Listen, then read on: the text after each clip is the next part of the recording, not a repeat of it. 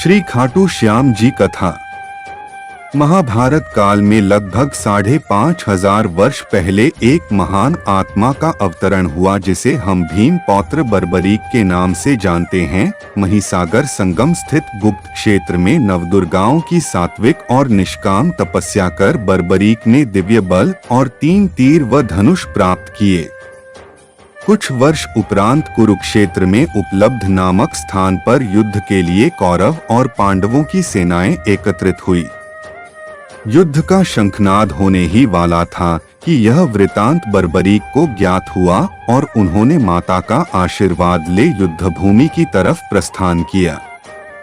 उनका इरादा था कि युद्ध में जो भी हारेगा उसकी सहायता करूंगा। भगवान श्री कृष्ण को जब यह वृतांत ज्ञात हुआ तो उन्होंने सोचा कि ऐसी स्थिति में युद्ध कभी समाप्त नहीं होने वाला। अतः उन्होंने ब्राह्मण का वेश धारण कर बर्बरीक का मार्ग रोककर उनसे पूछा कि आप कहाँ प्रस्थान कर रहे हैं। बर्बरीक ने अपना ध्येय बताया कि वह कुरुक्षेत्र जाकर अपना कर्तव्य निर्वाह करेंगे और इस पर ब्राह्मण रूप में श्री कृष्ण ने उन्हें अपना कौशल दिखाने को कहा। बर्बरीक ने एक ही तीर से पेड़ के सभी पत्तों को भेद दिया सिवाय एक पत्ते के जो श्री कृष्ण ने अपने पैरों के नीचे दबा दिया था। बर्बरीक ने ब्राह्मण रूपी श्री कृष्ण से प्रार्थना की कि वह अपना पैर पत्ते के ऊपर से हटाए वरन आपका पैर घायल हो सकता है। श्री कृष्ण ने अपना पैर हटा लिया व बर्बरीक से एक वरदान मांगा। बर्बरीक ने कहा, हे यजमान, आप जो चाहे मांग सकते हैं, मैं वचन का पूर्ण पालन करूंगा। ब्राह्मण रूपी श्री कृष्ण ने शीश दान मांगा।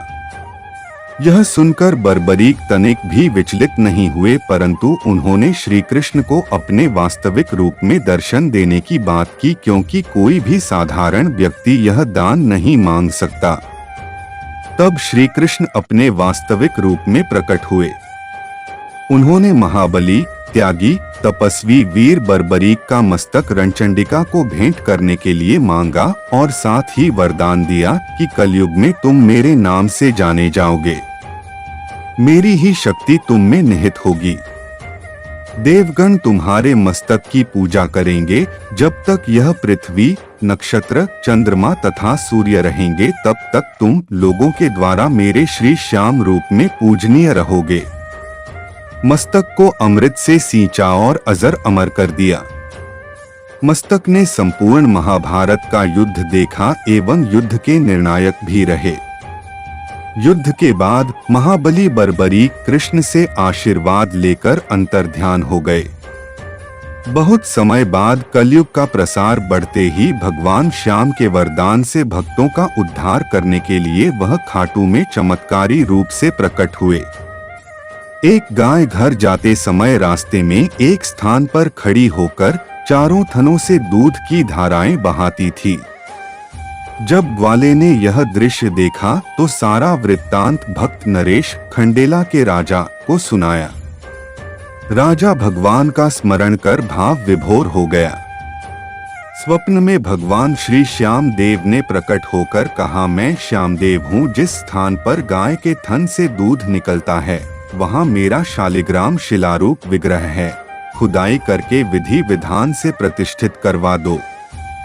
मेरे इस शिला विग्रह को पूजने जो खाटू आएंगे उनका सब प्रकार से कल्याण होगा।